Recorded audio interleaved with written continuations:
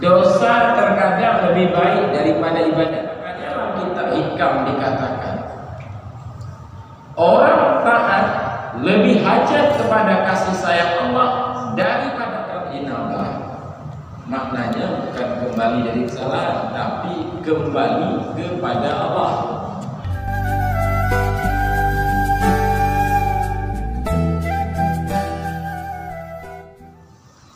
Pada malam ini judul pengajian adalah inabah. Malam lalu muhasabah, malamnya inabah. Tentang inabah Allah berfirman dalam Al-Quran, wa anibu ila rabbikum, inabahlah kamu kepada Tuhan. Surat Az-Zumar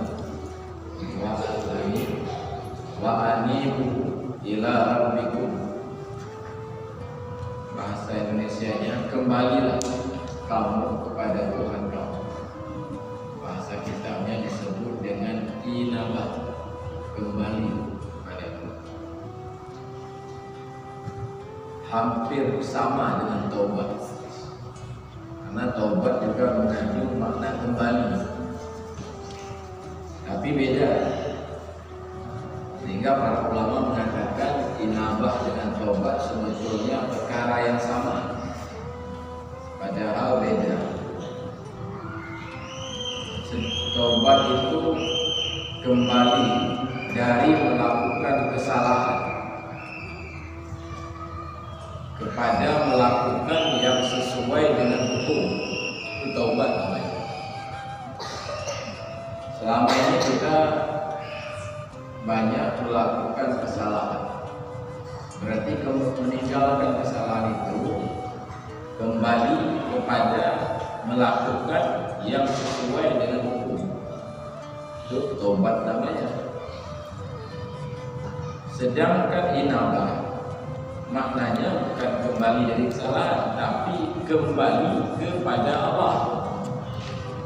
Nah, maka taubat juga kembali kepada Allah juga, tapi ini lebih umum, kembali kepada Allah.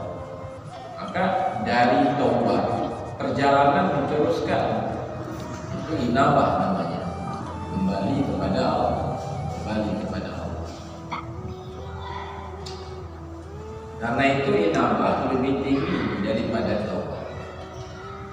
Kalau taubat kita dosa, banyak dosa. Dosa di antara lain bertahun-tahun tidak menuntut ilmu. Menuntut ilmu faktornya hukumnya. Kalau kita ada salat, kalau kita ada puasa, berarti kita melakukan sebahagian kewajiban, tidak melakukan kewajiban sebahagian lagi. Nah, sekarang taubat, tidak lagi tidak belajar ilmu karena sangat diperintahkan. Berarti kita taubat dari selama ini tidak belajar kepada belajar ilmu. Di taubat berarti meninggalkan dosa masa lalu, meninggalkan dosa masa lalu, dan menyesal terhadap dosa masa lalu, dan tekad tidak lagi kembali kepada masa lalu. Walau terjadi loh, tetapi yang pasti saya harus tekad ya. Karena masa depan itu kita nggak tahu. Nah, taubat itu sudah sah. Berarti andai nanti terjadi lagi dosa, berarti dosa baru. Taubat ulang, taubat lagi. Dosa masa lalu tak sesali dikatakan. Lalu setelah disesali tentu ditinggalkan tidak boleh, jangan diulang lagi. Lalu nekat tidak lagi kembali. Nah, berarti dengan demikian kita sudah taubat. Perjalanan kita dilanjutkan. Nah, melanjutkan perjalanannya dia bikin inabah. Nah, lebih dulu lagi ya. Nah, perbedaannya. Nah, kan? Ya. Inabah terbagi kepada 3 perkara. Inabah kembali untuk memperbaiki amal. Ini yang saya kita kaji ayat Al-Quran wa anibu surat Az-Zumar. Inabahlah kamu kepada Tuhanmu. Maka pentingnya kita pahami itu makna inabah karena perintah Al-Quran. Kita lakukan haji karena ayat mengatakan laksanakanlah haji. Kita melakukan salat karena ayat mengatakan dirikan salat. Tapi jangan lupa ada ayat juga taubatlah kamu. Jangan sampai salat ada, haji ada, puasa ada, taubat tidak ada. Padahal taubat perintah Al-Quran juga. Taubat ada, haji ada, puasa ada, inabah tidak ada. Padahal inabah juga perintah Al-Quran. Yang malamnya saya kaji inabah. Kembalilah sama pada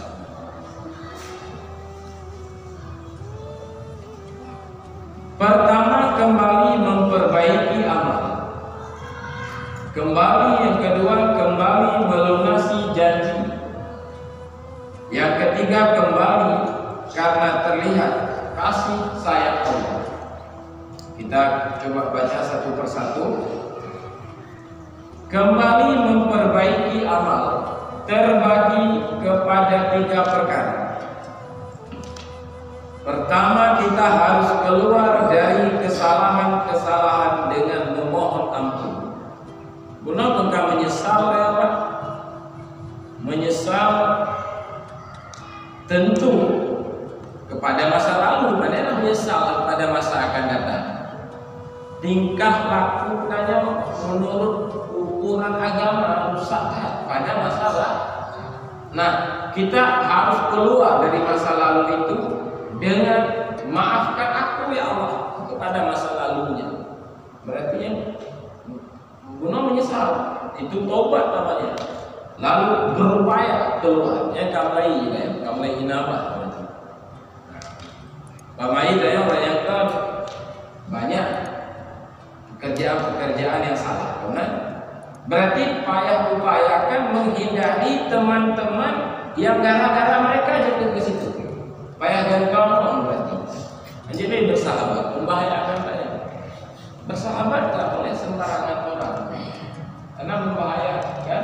Al-mar'u ala dini khalili. Orang itu berada di atas agama temannya. Kita mau tahu kenapa anak kita merokok atau tidak? Umpama, kenapa yang bertanya? Kalau itu sahabat dekat, siapa saja sahabat dekatnya? Ya, nah, ini nak perlu dalami dan begitu kira-kira. Nah, ini orang sesuai dengan agama temannya. Karena yang sesuai biasa hanya kan? Begitu. Jadi kita berupaya keluar dengan memohon maaf, mengembalikan yang dizalimi. Ya, nah pernah terdalimi harta doa. Pernah kamu utang pakai deko pada kebayu, dia mendalimi lu, pakai apa ya? Kan? Melazimi qisas, melakukan pembunuhan, jadi harus mohon maaf, begitu, dan menuntut halal antara dosamu dengan manusia dan antara dosamu dengan terhadap Allah. Nah, keluar. Nah, itu namanya kembali memperbaiki amal. Inabah memperbaiki amal. Yang kedua dari yang pertama ini, merasa menyesal dan menangis bagi kesalahan. Nah, benar kembali dari kesalahan dan menyesal dan menangis terhadap masa lalu. Kok lagi yang kejadian? Kok bisa? Nah, menyesal. Dan yang menghadap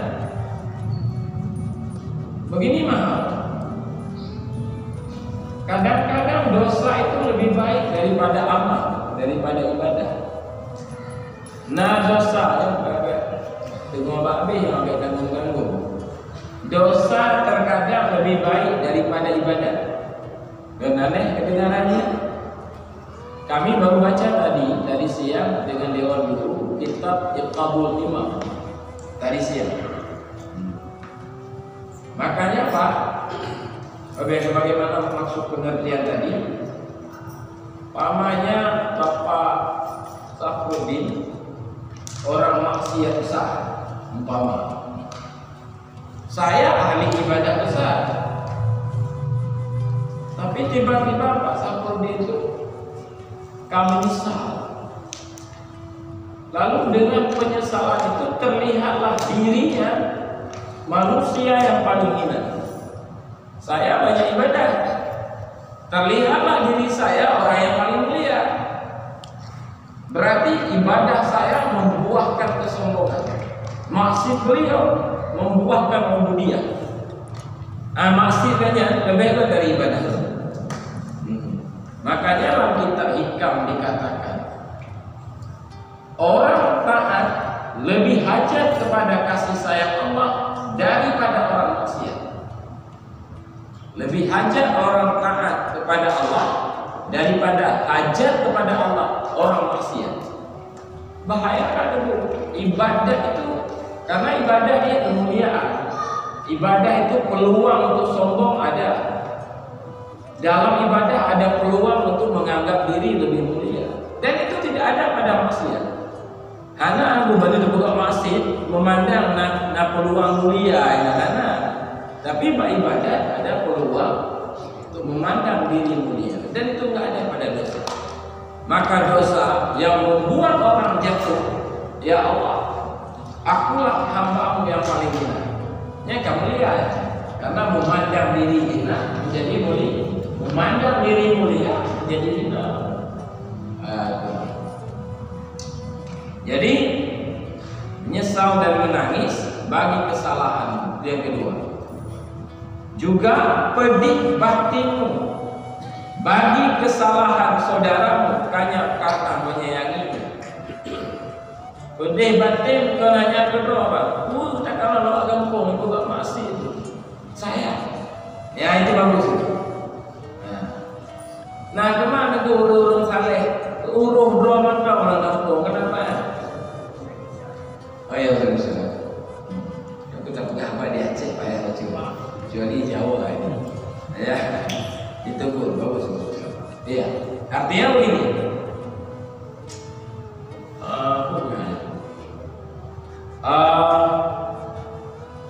Pedih batin melihat orang lain, maksudnya kita tidak menyayangi hanya diri sendiri, kita juga menyayangi saudara. Bahkan merayakan mabuk-mabuk jangan mabuk desa bulan ya kalau video. Dan lu sayang sih kalau orang-orang mabuk yang lain, sayang juga saya sangat ingin mereka juga berhenti. Ya karena jadi pedih batin bagi kesalahan saudara. Nah, dengan menyayangi saudara, itu udah bagus. Itu lawan dengki. Lawan apa? Kalau dengki, kita ingin orang lain jatuh. Lawan dengki, nasihat. Kita ingin orang lain sama seperti yang kita inginkan kepada diri sendiri. Itu baru sifat orang muslim. Kita ingin orang lain yang hebat, jangan hebat lagi. Orang yang sedang banyak uang, jangan banyak lagi uang, itu dengki namanya. Tapi nasihat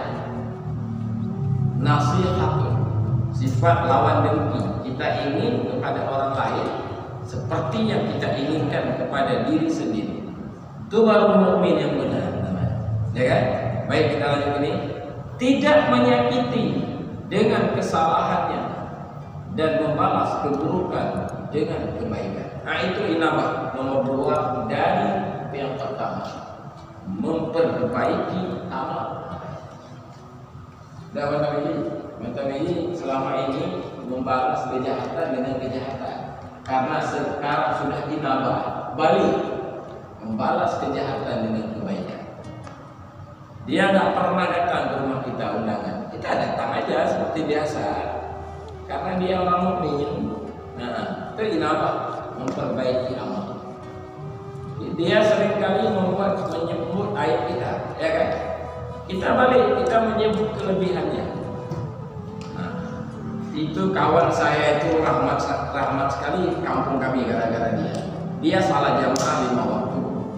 Dia sering membaca Al-Quran. Mungkin gara-gara dia kami diberi keberkahan. Nah, kita balik gitu. Dia apa namanya, memperbaiki amal juga. Berapa? Memang berat jalan ini. Karena jalannya bertentangan dengan nafsu. Berat. Yang ketiga dari yang pertama, menjemput yang luput dengan mengqadha. Seperti wajib salat, mengqadha yang wajib, salat, puasa, zakat dan lain-lain. Berapa banyak ditinggalkan salat? Qadha ulang, wajib.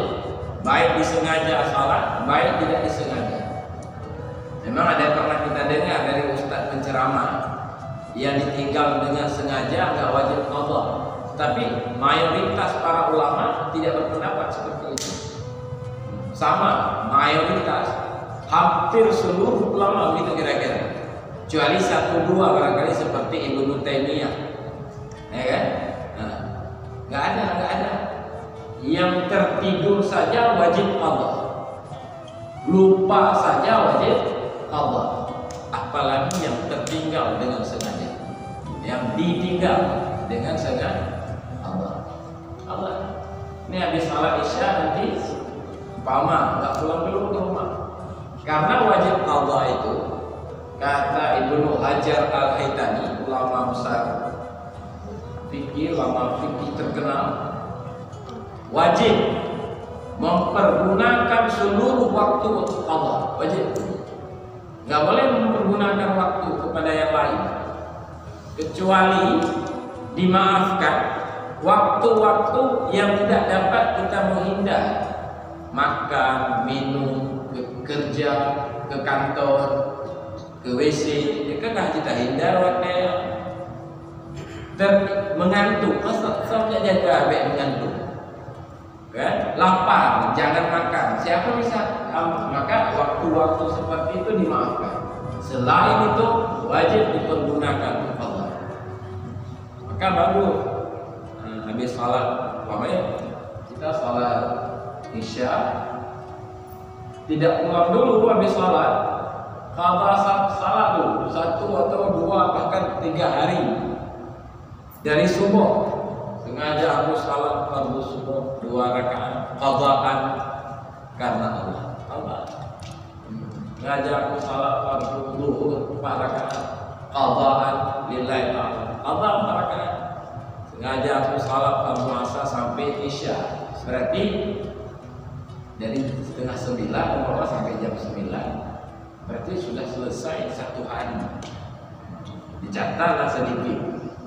Ukurannya kembali, dah hitung-hitung lah. Dah hitung-hitung. Raba-raba aja berapa salah.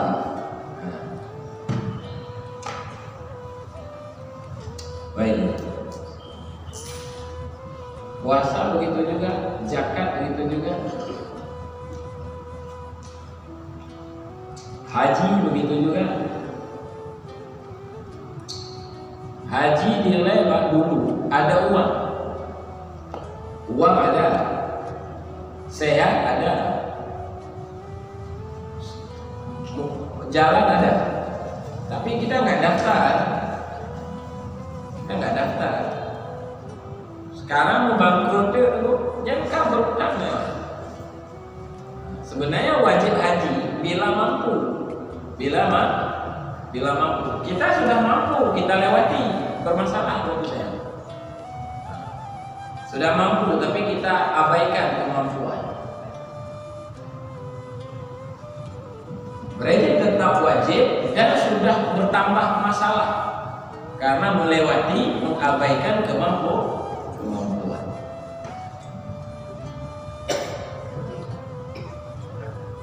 Mandang-mandangnya jalan haji sebulan.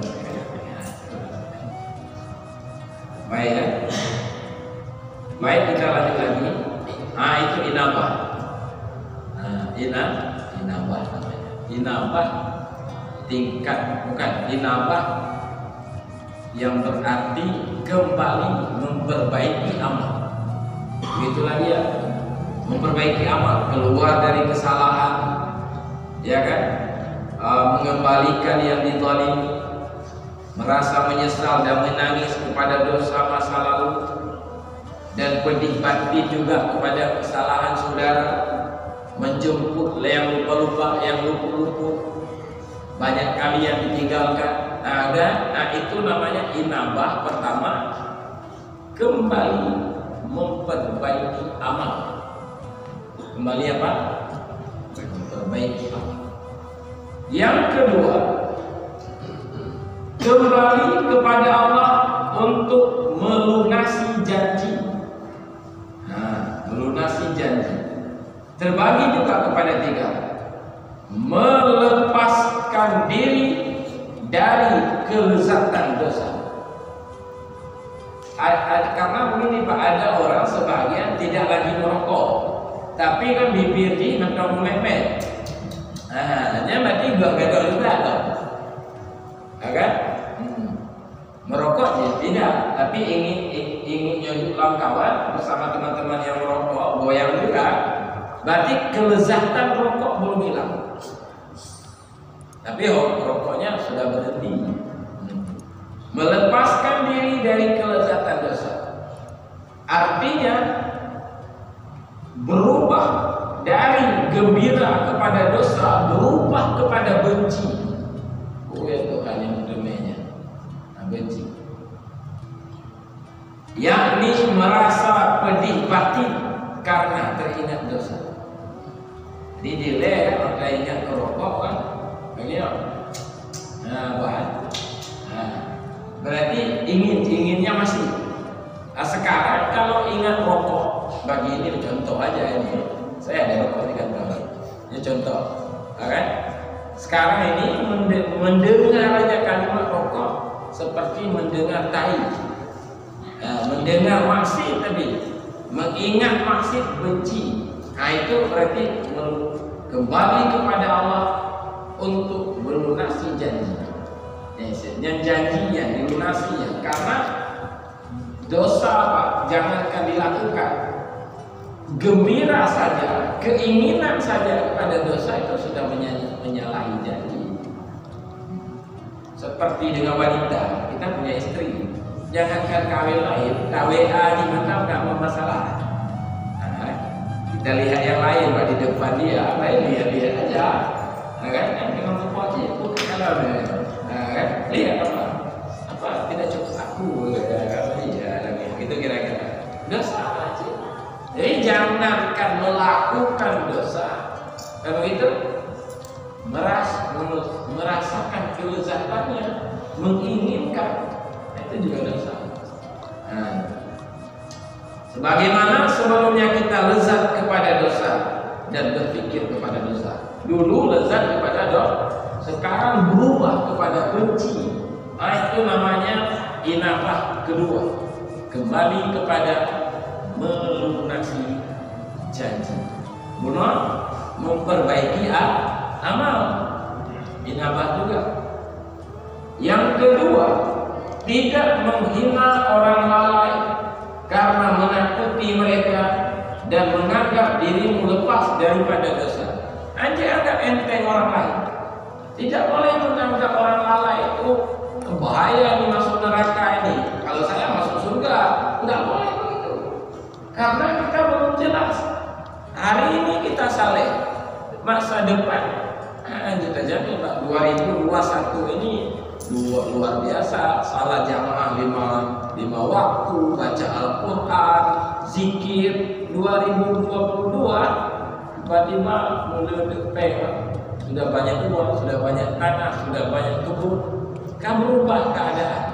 Lagi salah. Majino saleh, kenapa saleh? Kiri jauh banget. Kita nasib model begitu kira-kira. Jadi tidak menghina orang lain. Kita doakan, kita ajak, yuk. Maka Makanya kita ada keliling. Keliling itu kita untuk saling watawasau bil haq, watawasau bis sabr. Bukan kita lebih baik. Kita dari kota alam keluar malam ini ada Mu'amiran ke Lumpang, Malaysia. Di Masjid Ulekari malam ini ditiadakan. Kita kunjung desa Lumpang. Orang-orang kota alam wajib itu. Hana sunat. Siapa tidak ikut tidak melaksanakan janji. Tidak ada inabah. Berjuang. Karena pengajian kita ini amanah guru dua, mengaji dan memperjuangkan pengajian. Gak boleh salah, kita hanya mengurus diri sendiri, itu salah beragama. Saya harus saling tolong menolong. Wa ta'awanu, hendaklah kamu saling tolong menolong. Dan yang ketiga, melunasi janji, menghabiskan pemikiran kita dalam mengenal bahaya-bahaya khidmat. Ulangi, menghabiskan pemikiran untuk mempelajari, untuk mengenal, untuk memahami bahaya-bahaya khidmat.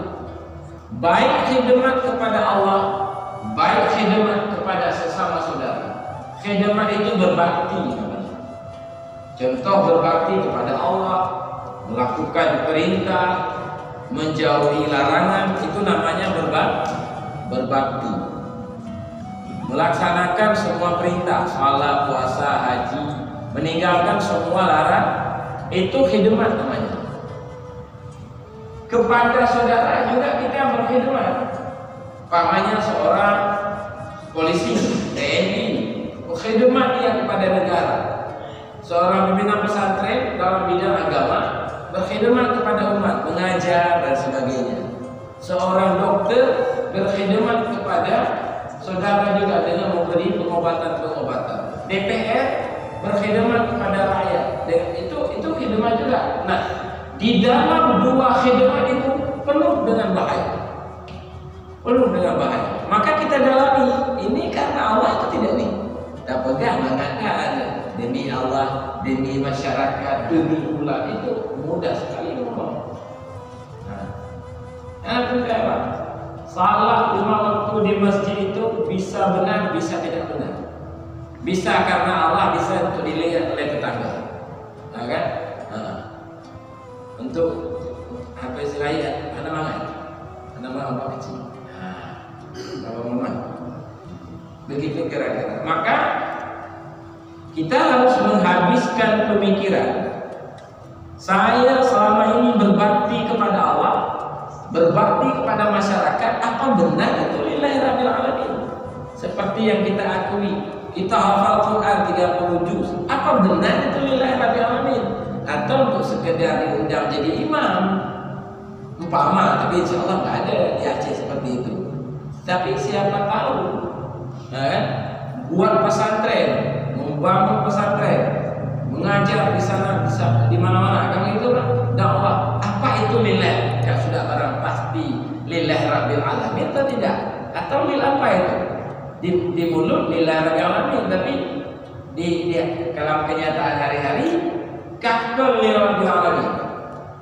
Ya lagi. Maka kan harus selalu main kalkulator. Enggak cukup di kios aja main kalkulator. Dalam agama pakai kalkulator. Pantung berselalu. Yang kedua demi Pancasila. Ya ini oleh kon. Kepada begitulah kira-kira. Saya masuk ini demi Nusantara, demi masyarakat. Ustaz begitu juga, ini demi Islam, ini pimpinan pesantren, mengajar dakwah, entah iya atau tidak itu, belum pasti. Bisa saja lil perutnya, bisa saja lil namanya. Tanya yang ilmu mengaji, yang apa Quran begitu juga. Makanya kan menghabiskan pemikiran untuk memahami, melihat bahaya-bahaya khidmat. Begitu. maka kita bebas dari mencari keuntungan. Karena mudah diucap, inna salati wa nusuki wa mahyaya wa mamati, ya kan? Semuanya itu untuk itu ucapan. Wajahtu wajhiya lillazi, aku menghadap jiwaku kepada Zat pencipta bumi. Nah, itu ngomong itu. Entah dia menghadap di dalam salat, sempat ke pasar, sempat ke kantor, berarti nggak ada wajah itu, bohong itu.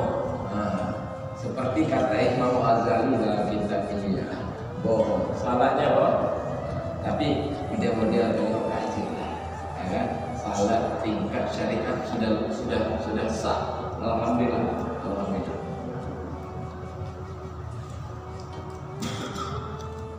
Sudah azan belum?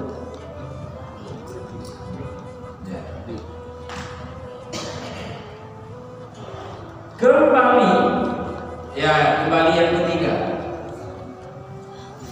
Dia tadi sudah dua, kembali memperbaiki amal. Yang ketiga, kembali melunaskan janji. Yang ketiga, kembali kepada Allah dengan akhwal. Ulangi, kembali kepada Allah dengan akhwal. Bagaimana itu maksudnya? Putus asa daripada amalanmu karena kita menyaksikan bahwa amalan yang ada pada kita itu pada hakikatnya dari pertolongan Allah, bukan kekuatan kita. La haula wala quwwata. Kita bisa salat, bisa mengaji, ini taufik namanya. Nah, taufik. Tidak ada perbuatan dan bekas pada selain Allah. Inilah makna Al-Quran. Ayat Al-Quran mengatakan, wallahu khalaqakum wa ma ta'malun. Allah yang mencipta kamu dan Allah juga yang mencipta apa yang kamu perbuat. Berarti perbuatan kita ciptaan Allah. Bukanlah Allah hanya mencipta kita, tapi mencipta perbuatan kita. Bukan hanya mencipta api, tapi juga mencipta hangus ketika api menyentuh kayu. Hangus bukan kerja api. Hangus perbuatan Allah melalui perantaraan. Hukum adat dibuatlah api, tapi api nggak mampu menghanguskan. Kalau dicabut izin hangus dan tidak boleh menghanguskan, nggak berlaku. Makanya api Nabi Ibrahim membakar kayu-kayu yang dipakai untuk membakar Ibrahim, tapi Ibrahim sendiri selamat. Padahal dia adalah api yang sama, kayunya terbakar dan habis. Tapi Nabi Ibrahim dibagi izin dan untuk membakar kayu masih izin, tapi untuk membakar Ibrahim hanya izin.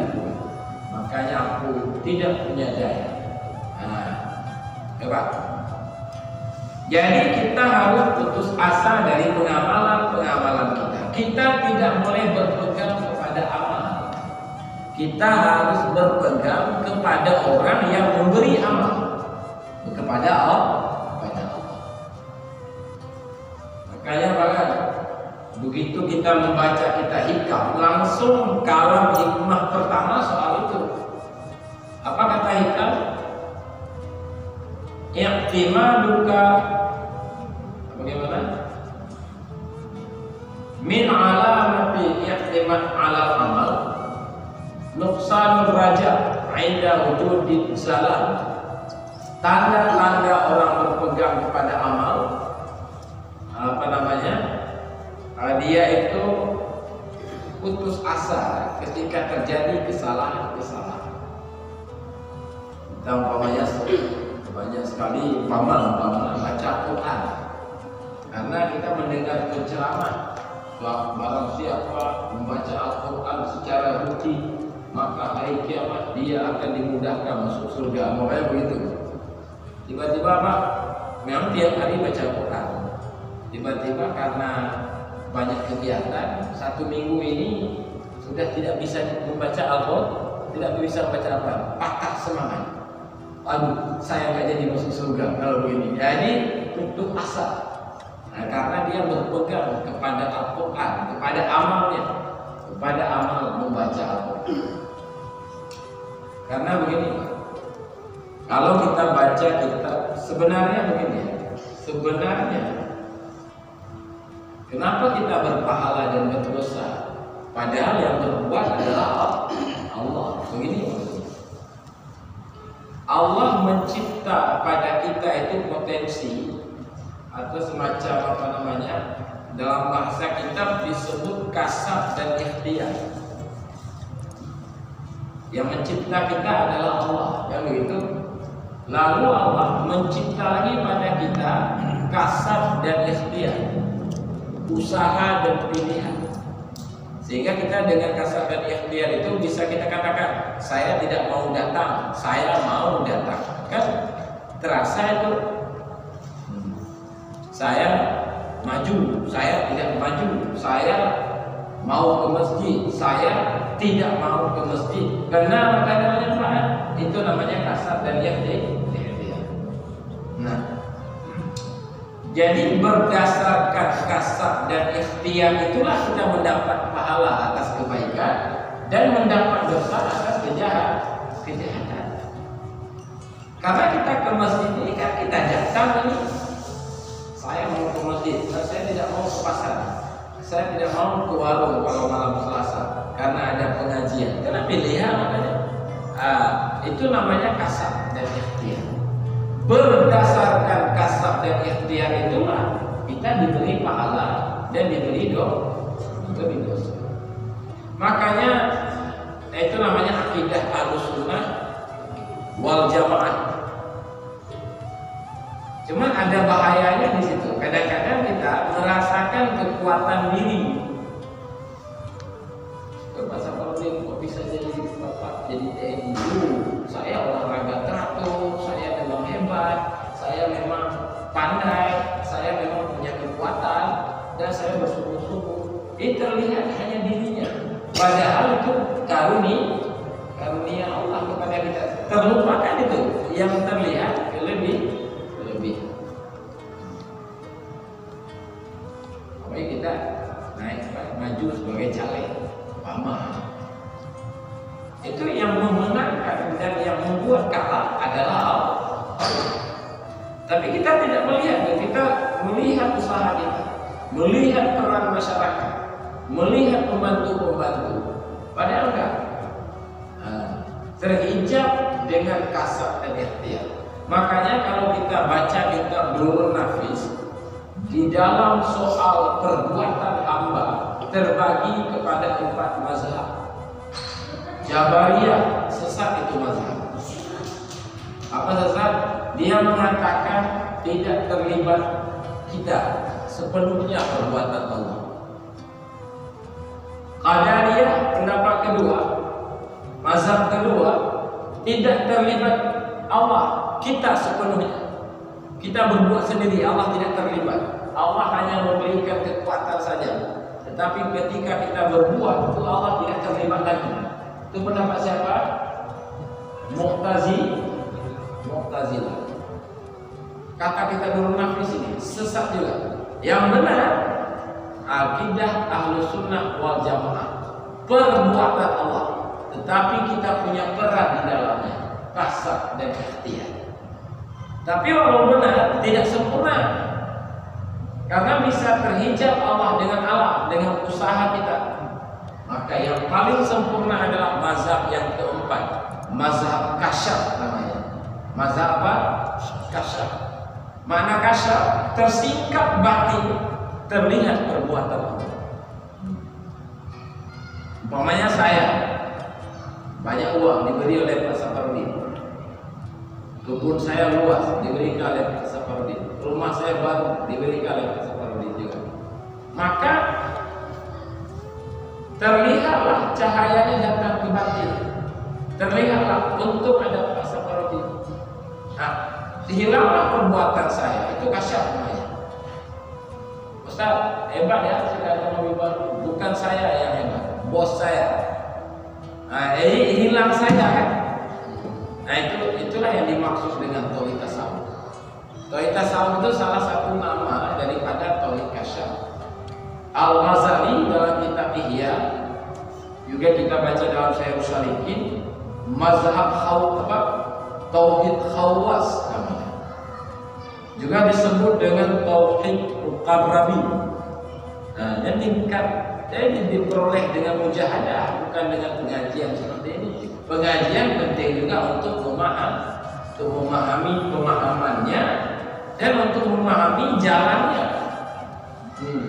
Tapi untuk menemukan kita harus dengan mujahadah. Maka zikir yang banyak,